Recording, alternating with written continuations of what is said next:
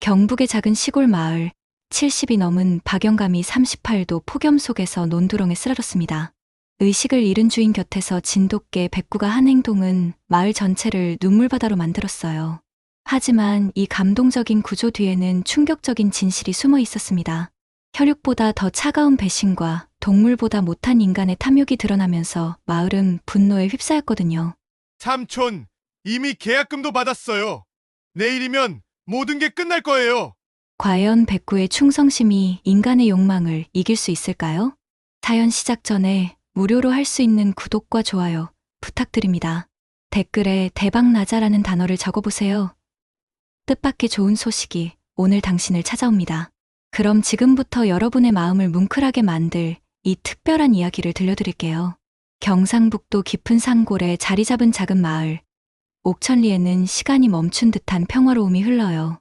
이른 새벽, 멀리서 들려오는 달 구름소리와 함께 하루가 시작되는 곳입니다. 산등성이를 따라 다닥다닥 붙어있는 기와집들 사이로 아침 안개가 천천히 걷혀가고 있어요.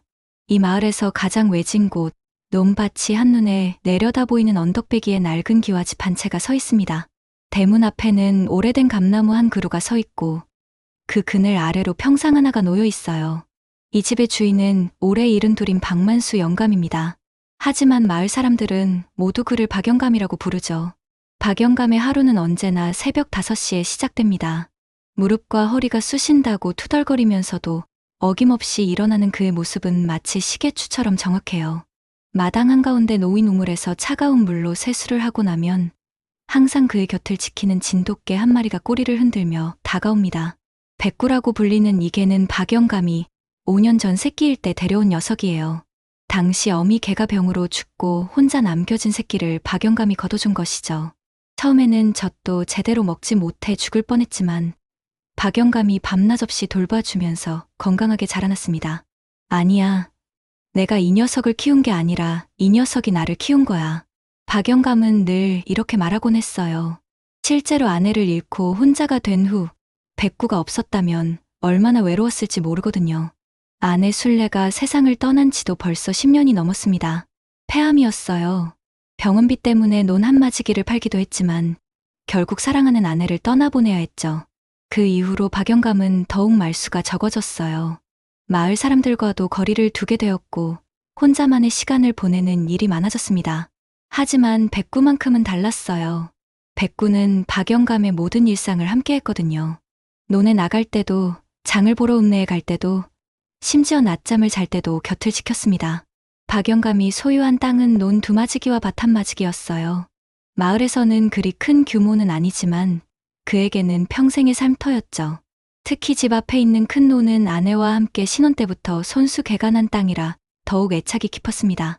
그 논에는 두 사람의 젊은 날의 추억이 고스란히 묻혀 있었어요. 이 땅만은 절대 팔 수 없어. 여기에 우리 부부의 젊은 날이 모두 묻혀 있거든. 이웃들이 땅값이 올랐다며 팔라고 권해도 박영감은 고개를 저었어요. 조카 만철이가 와서 빚 때문에 힘들다고 하소연하며 땅을 팔라고 해도 마찬가지였습니다.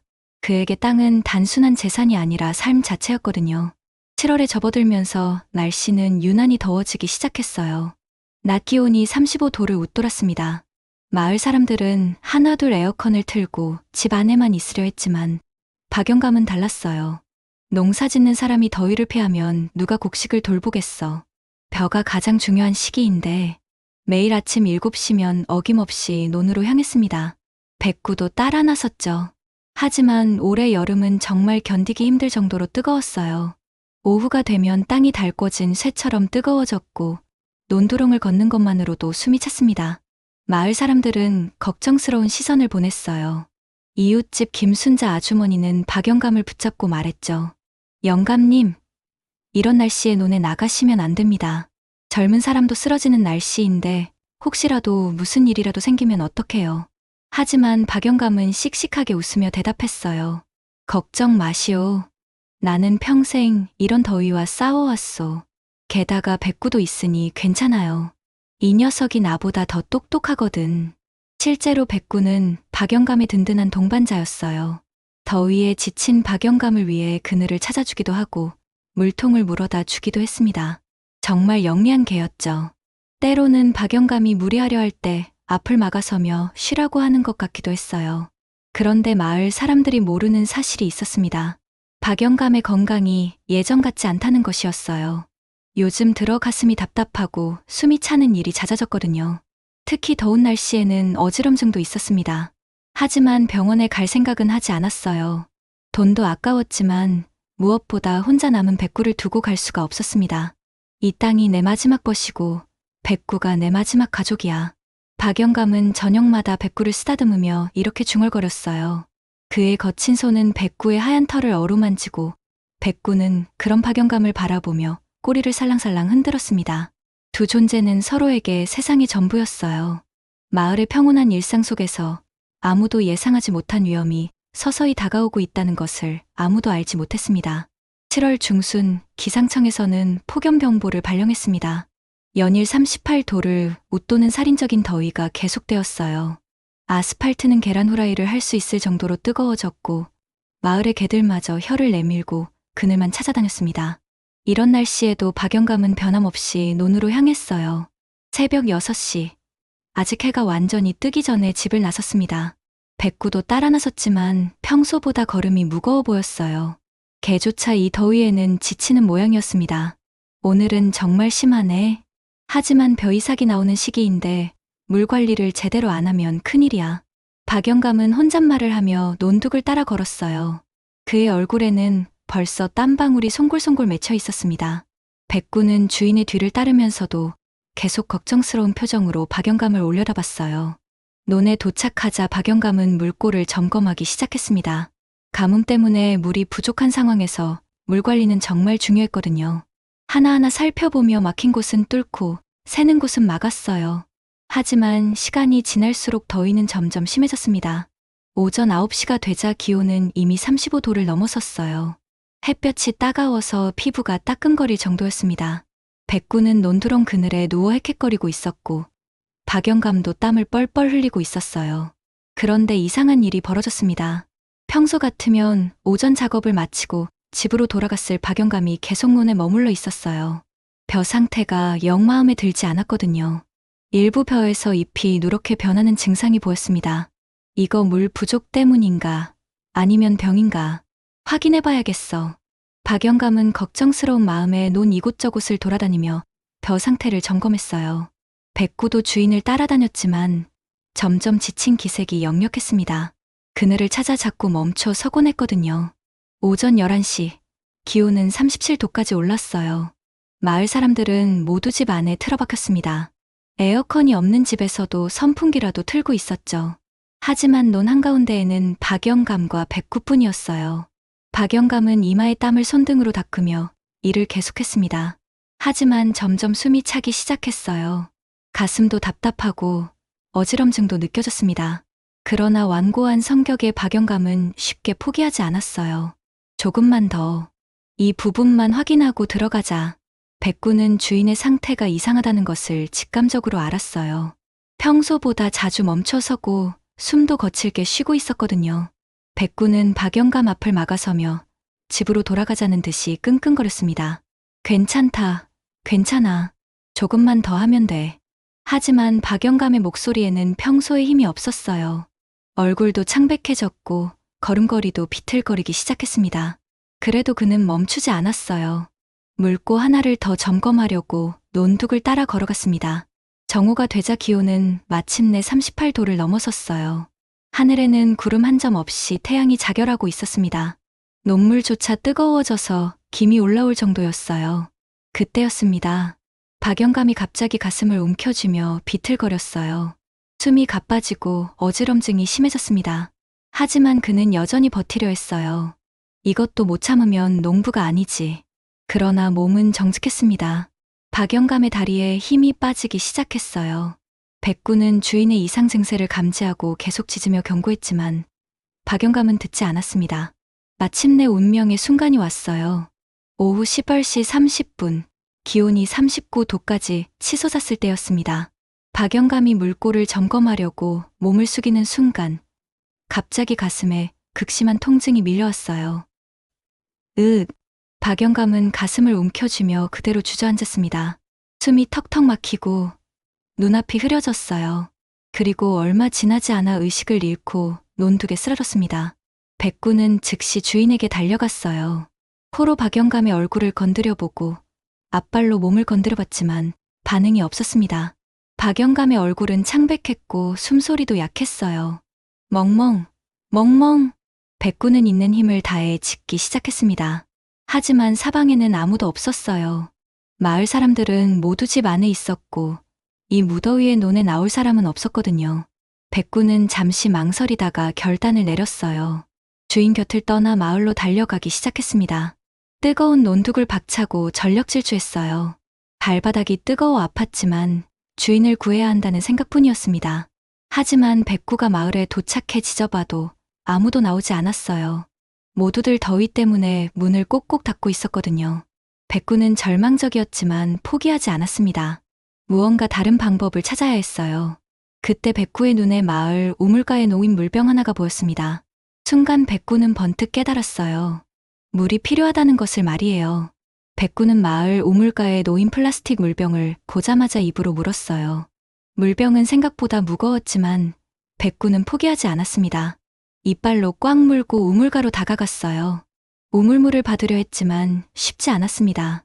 백구의 키로는 우물 안까지 닿을 수 없었거든요. 하지만 포기할 수 없었어요. 백구는 물병을 입에 문 채로 우물 주변을 맴돌다가 마침 우물가에 떨어뜨려진 빗물이 고여있는 것을 발견했습니다. 그 물이라도 담아야겠다고 생각한 백구는 조심스럽게 물병 뚜껑을 이빨로 열려고 했어요.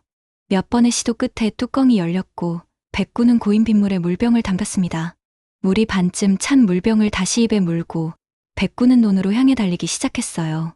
뜨거운 땡볕 아래를 달리는 것은 정말 힘들었습니다.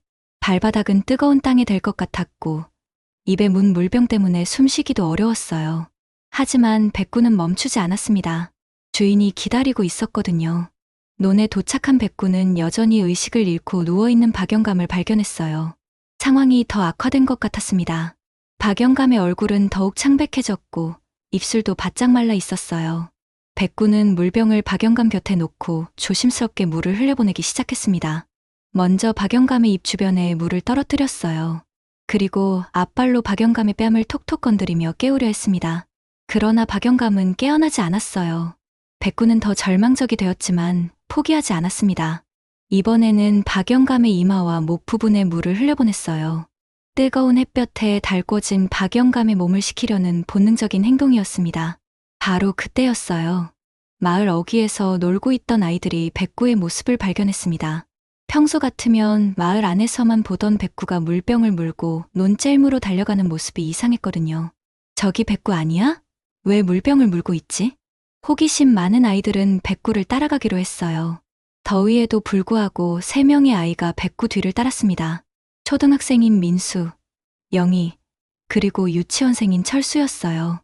아이들이 논에 도착했을 때 그들은 충격적인 광경을 목격했습니다. 박영감이 논둑에 쓰러져 있었고 백구가 물병의 물을 박영감의 얼굴에 조금씩 흘려보내고 있었거든요. 박영감님이 쓰러지셨어. 민수가 소리쳤어요. 아이들은 당황했지만 곧 상황의 심각성을 깨달았습니다.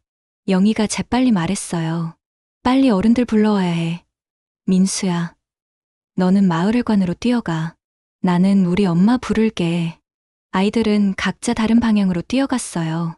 철수만 그 자리에 남아 백구와 함께 박영감을 지켰습니다. 어린 철수도 뭔가 큰일이 났다는 것을 알 수 있었거든요. 얼마 지나지 않아 마을 사람들이 하나둘 모여들기 시작했어요.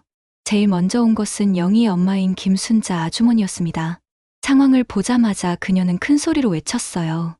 어머나, 이를 어떻게 해. 누가 빨리 119 불러.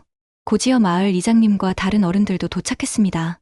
모두들 박영감의 상태를 보고 놀랐어요. 의식을 잃은 채 창백한 얼굴로 누워있는 박영감과 그 곁에서 물을 흘려보내며 지키고 있는 백구의 모습은 정말 가슴 아팠거든요. 이장님이 재빨리 휴대폰으로 119에 신고했어요. 여보세요? 응급 상황입니다. 옥천리에서 70대 노인분이 폭염에 쓰러지셨어요. 빨리 와주세요. 구급차가 오는 동안 사람들은 박영감을 그늘로 옮기려 했어요. 하지만 백구가 계속 짖으며 사람들을 막았습니다. 함부로 움직이면 안 된다는 것을 아는 듯 했어요. 김순자 아주머니가 집에서 수건과 얼음을 가져왔어요. 박영감의 이마와 목에 차가운 수건을 올려놓았습니다. 그러자 박영감이 살짝 신음소리를 냈어요. 영감님, 영감님, 정신 차리세요. 하지만 박영감은 여전히 의식을 회복하지 못했어요. 사람들은 걱정스러운 표정으로 서로를 바라봤습니다. 이장님이 중얼거렸어요. 이런 날씨에 혼자 논에 나오시다니. 우리가 더 신경 써드릴 걸 그랬나. 그때 한 아주머니가 백구를 가리키며 말했어요. 그런데 저게 좀 보세요. 물까지 가져다 주고 정말 기특하네요. 사람보다 낫네. 모든 사람들의 시선이 백구에게 집중되었어요. 백구는 여전히 박영감 곁을 지키며 가끔씩 물병의 물을 박영감의 입 주변에 떨어뜨리고 있었습니다. 그 모습을 본 사람들은 모두 감동받았어요. 정말 신기해. 걔가 어떻게 저런 생각을 할 수 있지? 영희의 아빠가 말했어요. 다른 사람들도 고개를 끄덕였습니다. 백구의 행동은 단순한 동물의 본능을 넘어선 것이었거든요. 마침내 구급차 사이렌 소리가 들려왔어요. 구급대원들이 도착해서 박영감의 상태를 확인했습니다. 열사병 증세가 심각했지만 다행히 생명에는 지장이 없었어요. 할아버지, 의식은 없지만 맥박은 안정적이에요. 빨리 병원으로 이송해야겠어요. 구급대원이 말했어요. 박영감을 들것에 옮기려 할 때 백구가 따라가려 했습니다. 하지만 구급차에는 동물이 탈 수 없었어요. 김순자 아주머니가 백구를 달래며 말했어요. 백구야, 내가 영감님을 구했구나. 영감님 괜찮아질 거야. 우리가 돌봐줄게. 구급차가 떠나간 후 마을 사람들은 여전히 그 자리에 서 있었어요. 모두들 백구의 행동에 대해 이야기했습니다. 그리고 그때까지 몰랐던 박영감의 외로운 일상에 대해서도 생각하게 되었어요. 병원으로 실려간 박영감의 소식을 들은 마을 사람들은 하나둘 읍내 병원으로 향했어요. 응급실 앞에는 걱정스러운 얼굴의 이웃들이 모여 있었습니다. 김순자 아주머니를 비롯해 이장님, 그리고 몇몇 마을 어른들이 박영감의 안위를 걱정하며 기다리고 있었어요. 의사가 나와서 설명했습니다. 다행히 생명에는 지장이 없지만 심한 탈수와 열사병으로 며칠간 입원 치료가 필요하다고 했어요. 그리고 한 가지 더 걱정스러운 소식을 전했습니다. 환자분께서 평소 심장이 좋지 않으셨던 것 같아요. 정밀 검사를 해봐야겠지만 앞으로 무리한 일은 피하셔야 할 것 같습니다.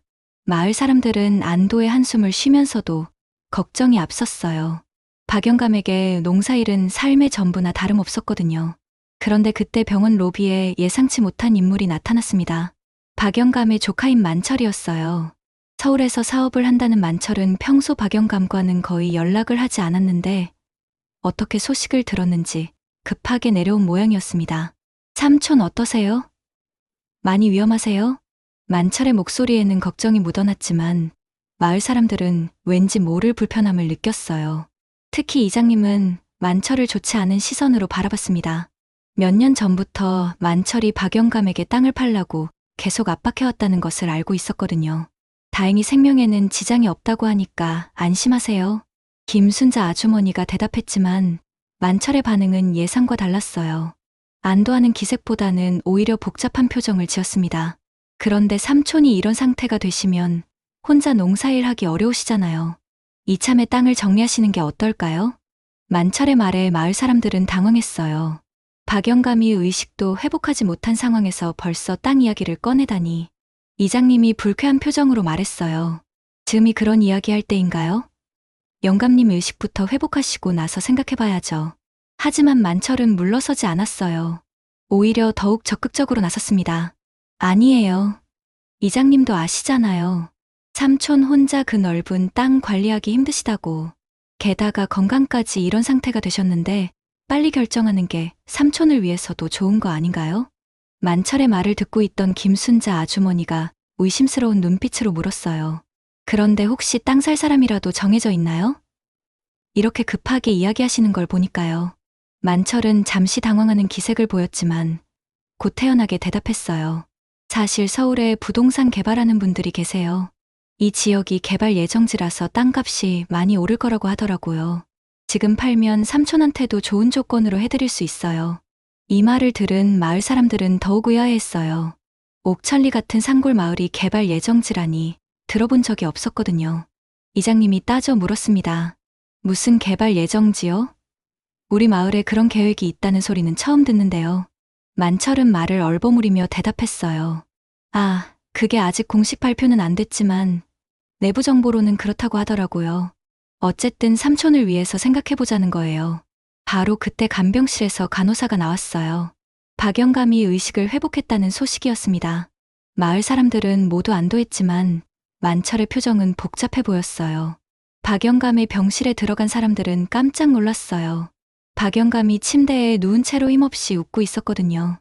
그리고 첫 번째로 한 말이 백구에 대한 것이었습니다. 백구는 어떻게 됐어요? 내가 쓰러졌을 때 곁에 있었는데. 김순자 아주머니가 눈물을 글썽이며 대답했어요. 영감님, 백구가 영감님을 구했어요. 물까지 가져다 주고 우리를 불러오고 정말 기특한 녀석이에요. 박영감의 눈에도 눈물이 고였어요. 자신을 구해준 백구에 대한 고마움과 사랑이 가득했습니다. 그런데 만철이 갑자기 끼어들었어요. 삼촌, 이번 일로 깨달으셨죠? 혼자 농사일 하기에는 이제 나이가 너무 많으세요. 이참에 땅을 정리하시고 편하게 사시는 게 어떨까요? 박영감은 만철을 바라보며 씁쓸하게 웃었어요. 자신이 생사의 기로에 있었을 때 걱정해준 건 마을 사람들과 백구였는데 조카는 와서 첫마디가 땅 이야기였거든요. 만철아, 나는 아직 죽지 않았다. 그리고 그 땅은 내가 아내와 함께 평생을 바친 곳이야. 쉽게 포기할 수 없어. 만철의 얼굴이 굳어졌어요. 하지만 포기하지 않았습니다. 삼촌, 현실을 보세요. 이번에 쓰러지신 것도 무리해서 농사일 하다가 그런 거잖아요. 다음에 또 이런 일이 생기면 어떡하시려고요? 박영감은 대답하지 않았어요. 하지만 그의 눈에는 확고한 의지가 담겨 있었습니다. 만철은 더 이상 말하지 않았지만 마음속으로는 다른 계획을 세우고 있었어요. 그날 밤, 만철은 병원 복도에서 누군가와 통화를 했습니다. 목소리를 낮춰서 했지만 지나가던 간호사가 일부를 들었어요.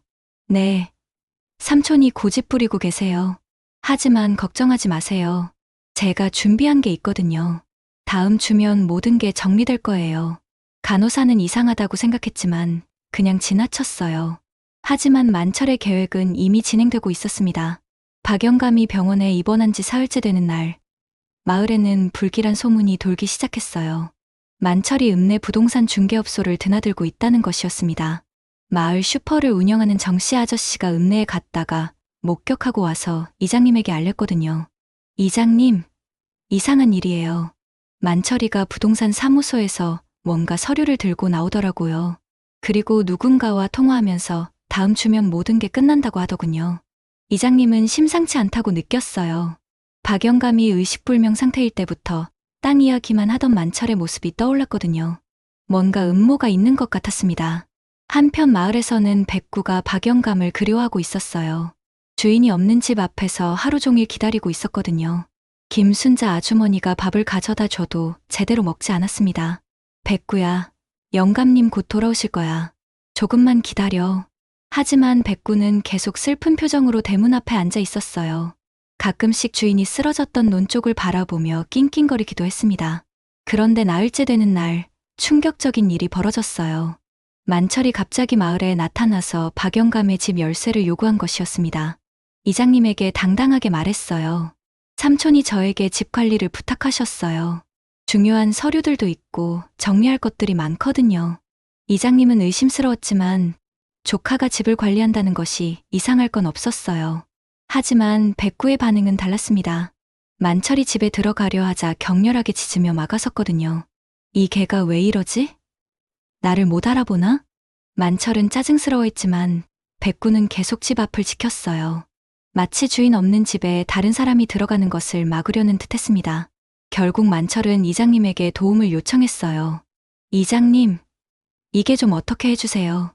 삼촌 일 때문에 집에 들어가야 하는데 이장님이 백구를 달래서 겨우 만철은 집에 들어갔어요. 하지만 백구는 계속 불안해하며 집 주변을 맴돌았습니다. 만철이 집에서 나온 것은 1시간 뒤였어요. 손에는 봉투 하나를 들고 있었고 얼굴에는 만족스러운 표정이 떠 있었습니다. 이장님이 물어봤어요. 뭘 가져가시는 거예요? 만철은 태연하게 대답했어요. 삼촌의 중요한 서류들이에요. 병원에서 필요하다고 하시더라고요. 하지만 이장님은 뭔가 이상하다고 느꼈어요. 박영감이 병원에서 서류를 달라고 한 적이 없었거든요. 이장님은 의심을 품고 만철의 뒤를 밟기로 했습니다. 만철은 곧바로 읍내로 향했어요. 부동산 중개업소에 들어가서 1시간 정도 있다가 나왔습니다.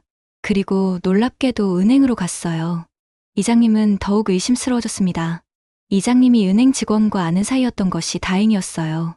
김 대리에게 조심스럽게 물어봤습니다. 김 대리, 박만수 영감 관련해서 뭔가 업무가 있었나요?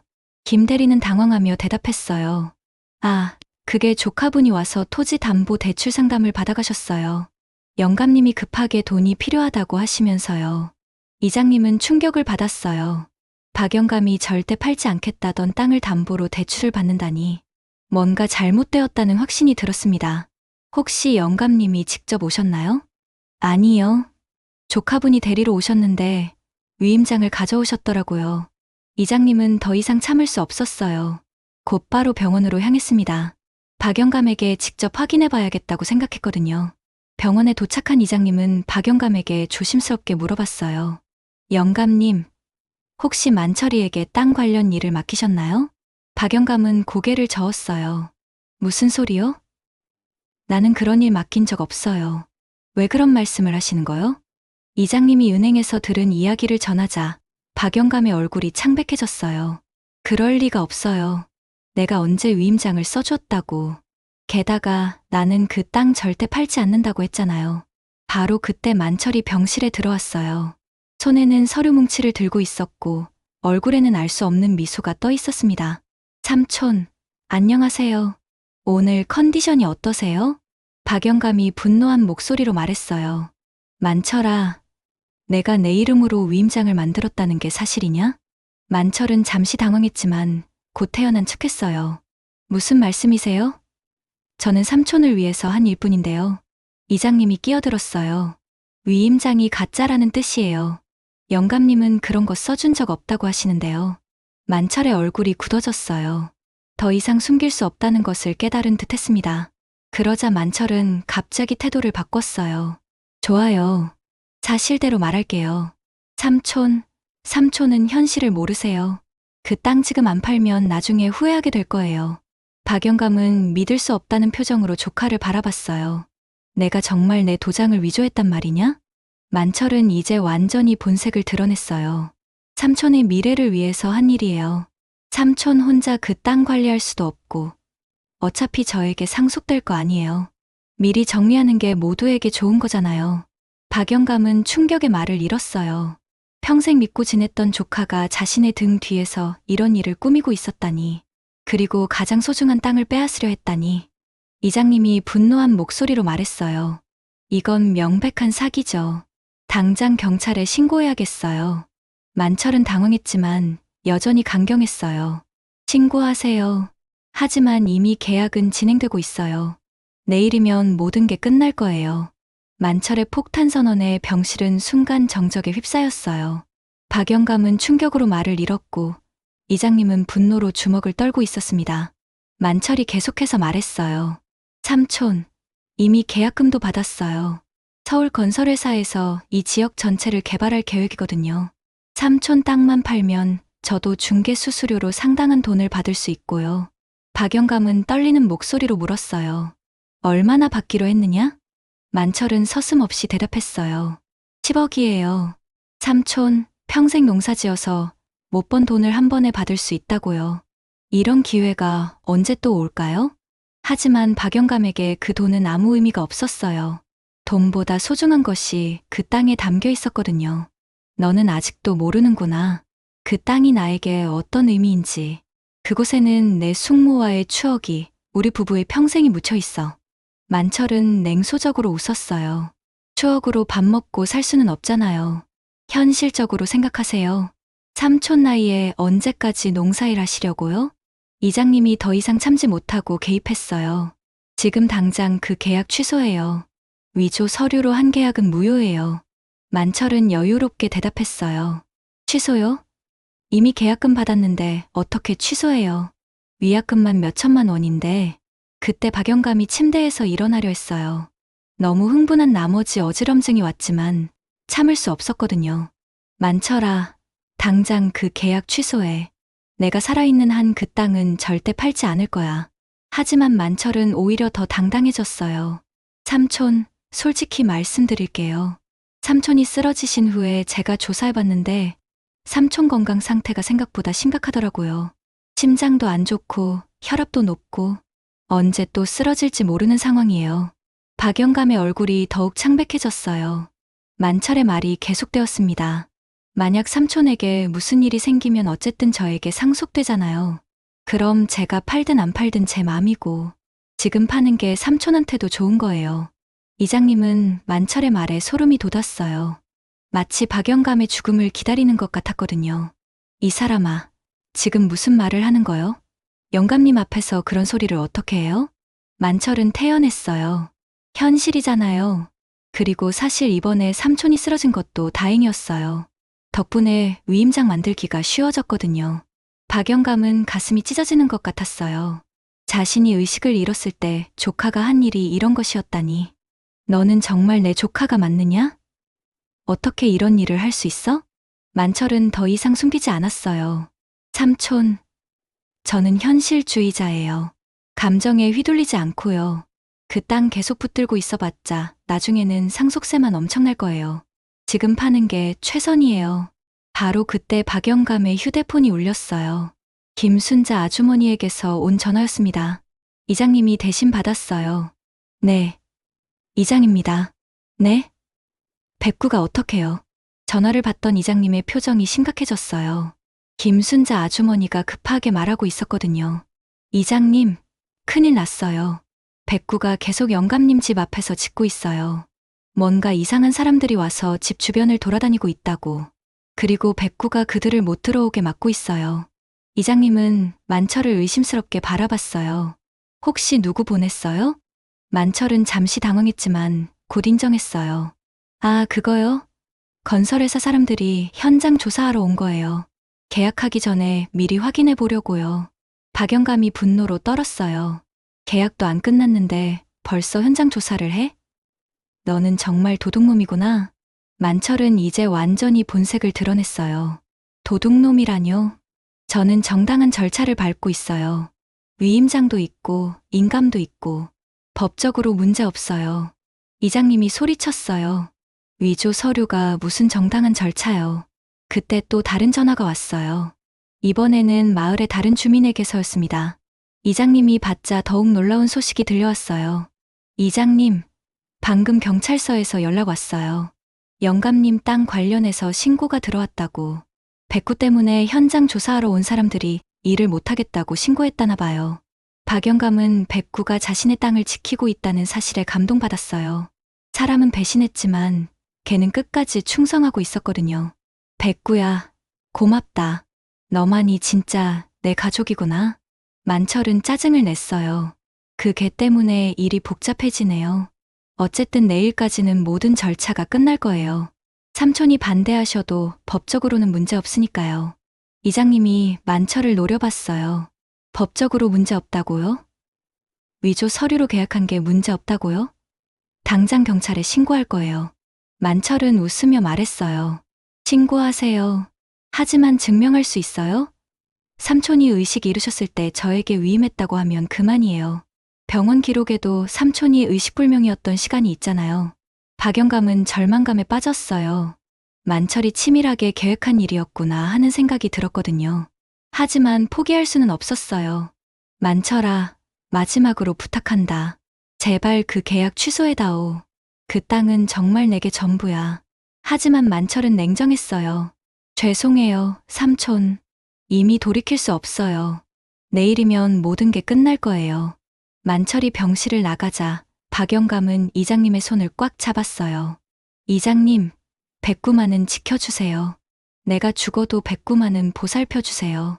이장님은 박영감의 절망적인 모습에 가슴이 아팠어요. 하지만 아직 포기하지 않았습니다. 뭔가 방법이 있을 거라고 믿었거든요.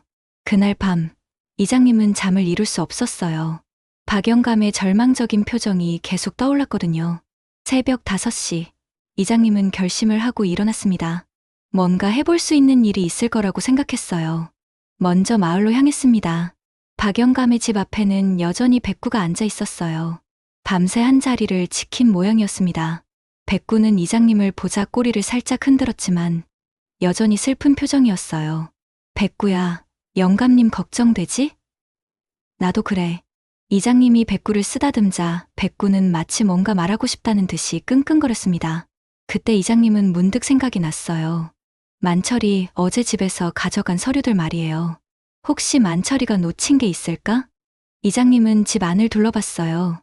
다행히 만철이 모든 서류를 가져가지는 않았나 봤습니다. 책상 서랍 깊숙한 곳에서 오래된 서류 봉투 하나를 발견했어요. 봉투를 열어보니 놀라운 것들이 들어 있었습니다. 박영감이 평생 모아온 영수증들과 농사일지, 그리고 가장 중요한 것은 10년 전에 작성된 유언장이었어요. 유언장에는 박영감의 의지가 분명히 적혀 있었습니다. 모든 재산을 마을 공동기금으로 기부하고 백구의 평생 양육비도 따로 마련해두겠다는 내용이었어요. 그리고 가장 중요한 부분이 있었습니다. 조카 만철에게는 단 한 평의 땅도 상속하지 않는다. 그는 돈에만 관심이 있을 뿐, 이 땅의 진정한 가치를 모르기 때문이다. 이장님은 깜짝 놀랐어요. 박영감이 이미 오래전부터 만철을 불신하고 있었구나 하는 생각이 들었거든요. 더 놀라운 건 이 유언장이 공증을 받은 정식 문서라는 것이었어요. 이장님은 급히 읍내로 향했습니다. 먼저 공증사무소에 가서 유언장의 유효성을 확인했어요. 다행히 법적으로 완전히 유효한 문서였습니다. 그 다음에는 경찰서로 갔어요. 만철의 위조 서류건을 정식으로 신고했습니다. 경찰은 이장님의 신고를 진지하게 받아들였어요. 특히 백구가 낯선 사람들을 맡고 있다는 증언이 중요했습니다. 동물의 본능적인 반응이 오히려 증거가 된 셈이었어요. 한편 병원에서는 박영감이 의사와 심각한 대화를 나누고 있었어요. 의사는 박영감의 건강 상태에 대해 솔직하게 이야기했습니다. 환자분, 솔직히 말씀드리면 심장 상태가 좋지 않습니다. 앞으로는 절대 무리하시면 안 돼요. 박영감은 담담하게 받아들였어요. 의사 선생님, 제가 얼마나 더 살 수 있을까요? 의사는 조심스럽게 대답했어요. 약물 치료를 잘 받으시고 안정을 취하시면 몇 년은 더 사실 수 있을 거예요. 하지만 무리는 절대 금물입니다. 박영감은 고개를 끄덕였어요. 그리고 간호사에게 부탁했습니다. 종이 좀 주세요. 유언장을 다시 써야겠어요. 바로 그때 이장님이 병실로 뛰어들어왔어요. 손에는 오래된 유언장을 들고 있었습니다. 영감님, 이걸 보세요. 박영감은 자신이 10년 전에 쓴 유언장을 보고 깜짝 놀랐어요. 완전히 잊고 있었거든요. 아, 이게 아직 있었구나. 나도 깜빡했네. 이장님이 흥분해서 말했어요. 영감님, 이게 공증받은 정식 유언장이에요. 만철이가 아무리 날뛰어도 이게 있으면 소용없어요. 바로 그때 만철이 병실에 들어왔어요. 손에는 계약서 뭉치를 들고 있었고 얼굴에는 승리의 미소가 떠 있었습니다. 삼촌, 모든 절차가 끝났어요. 오늘 오후에 최종 계약하고 잔금도 받기로 했어요. 하지만 이장님이 유언장을 내밀자 만철의 얼굴이 굳어졌어요. 이게 뭐죠? 이장님이 당당하게 말했어요. 영감님이 10년 전에 쓰신 공증 유언장이에요. 당신한테는 단 한 평도 상속하지 않는다고 적혀 있어요. 만철은 황급히 유언장을 빼서 읽어봤어요. 그리고 얼굴이 새하얗게 변했습니다. 이런 게 있을 리 없어요. 삼촌, 이건 가짜죠? 박영감이 차분하게 대답했어요. 가짜가 아니야. 내가 내 본성을 알고 오래전에 써둔 거다. 너는 돈에만 관심이 있지. 우리 가족이나 땅의 의미 따위는 관심 없잖아. 만철은 당황했지만 포기하지 않았어요. 그래도 이미 계약은 진행됐어요. 위약금만 몇 천만 원인데 어떻게 해요? 바로 그때 경찰이 병실에 들어왔어요. 2명의 경찰관이 만철을 보고 말했습니다. 만철 씨죠? 문서 위조 혐의로 동행해야겠습니다. 만철은 완전히 당황했어요. 무슨 문서 위조요? 저는 정당하게 한 거라고요. 경찰관이 설명했어요. 위임장이 위조된 것으로 확인됐습니다. 그리고 무단으로 타인의 인감을 사용한 혐의도 있고요. 만철은 마지막 발악을 했어요. 증명할 수 있어요? 삼촌이 의식 잃으셨을 때 저에게 위임하셨다고요. 하지만 이장님이 결정적인 증거를 제시했어요. 병원 CCTV에 다 나와 있어요. 당신이 영감님 집에서 서류 가져가는 모습이. 그리고 영감님은 의식 잃으셨을 때 아무것도 말씀하실 수 없었어요.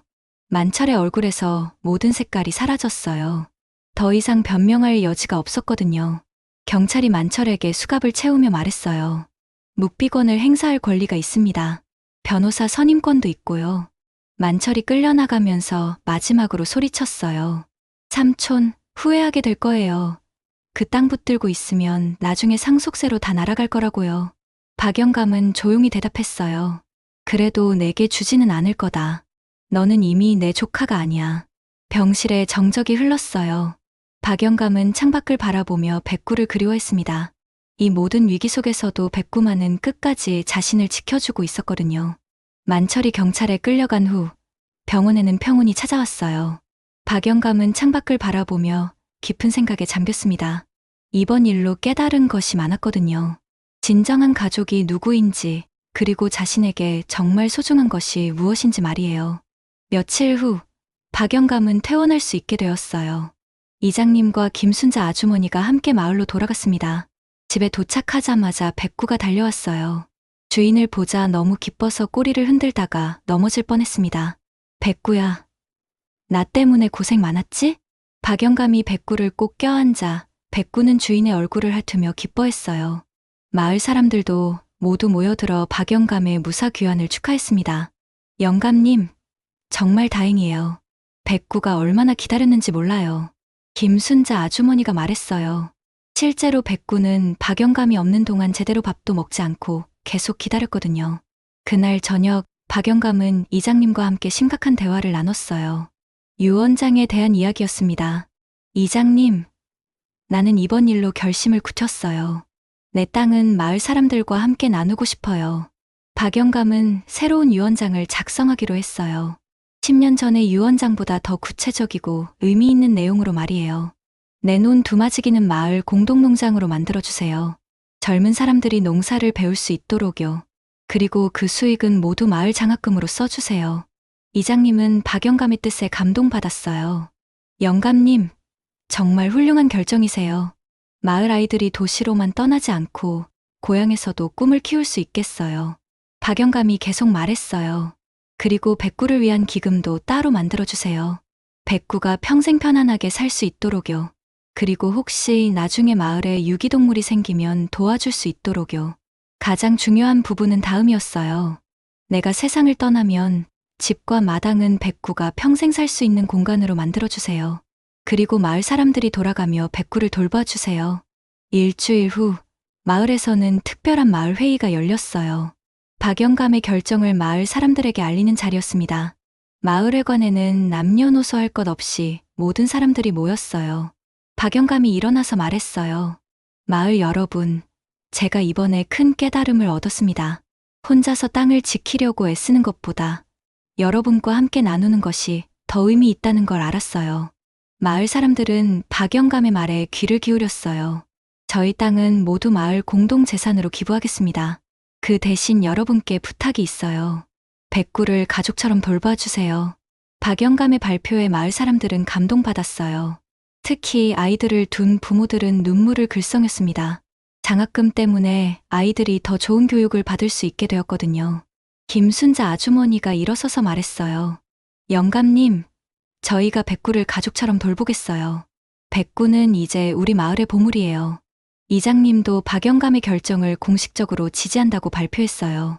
그리고 마을 사람들이 박영감의 뜻을 받들어 새로운 공동체를 만들어가기로 했습니다. 몇 달 후 마을에는 놀라운 변화가 일어났어요. 박영감의 논은 마을 공동농장이 되었고 젊은 사람들이 농사를 배우기 위해 모여들었습니다. 도시에서 내려온 젊은 부부들도 있었어요. 마을 입구에는 작은 비석이 세워졌어요. 백구비라고 이름 붙여진 이 비석에는 이런 글이 새겨져 있었습니다. 충직한 백구는 주인을 구했고 마을 사람들의 마음을 하나로 만들었습니다. 진정한 가족은 피가 아니라 사랑으로 만들어집니다. 박영감은 건강이 많이 좋아졌어요. 무리한 농사일을 하지 않으니 몸도 편해졌고 마을 사람들과 함께하는 시간이 늘어나면서 마음도 밝아졌습니다. 백구는 마을의 마스코트가 되었어요. 아이들은 백구와 함께 놀았고 어른들은 백구를 보며 진정한 충성이 무엇인지 배웠습니다. 어느 가을날 박영감은 백구와 함께 옛날 자신의 논을 산책했어요. 이제는 마을 공동농장이 된 그곳에서 젊은 농부들이 열심히 일하고 있었습니다. 백구야, 우리가 잘한 것 같지? 백구는 꼬리를 흔들며 대답하는 듯 했어요. 그리고 두 친구는 저녁 노을을 바라보며 평온한 시간을 보냈습니다. 마을 사람들은 매년 여름마다 백구의 날을 기념했어요. 박영감이 쓰러졌던 그날을 기억하며 서로를 돌보는 마음의 소중함을 되새겼습니다. 몇 년 후, 박영감은 자연스럽게 세상을 떠났어요. 고통 없이 잠들듯이 평화롭게 떠났습니다. 장례식에는 마을 사람들뿐만 아니라 멀리서도 많은 사람들이 왔어요. 박영감의 이야기가 알려지면서 많은 이들에게 감동을 준 것이었어요. 백구는 주인을 떠나보낸 후에도 마을에서 행복하게 살았어요. 마을 사람들이 정말 가족처럼 돌봐주었거든요. 그리고 백구 역시 마을을 지키는 수호신 역할을 계속했습니다. 지금도 그 마을에 가면 백구비를 볼 수 있어요. 그리고 사람들은 여전히 이야기합니다. 여름 땡볕에 쓰러진 노인을 구한 백구의 한 행동이 어떻게 마을 전체를 변화시켰는지, 그리고 진정한 가족의 의미가 무엇인지, 돈이나 혈연보다 소중한 것은 서로를 아끼고 지켜주는 마음이라는 것을.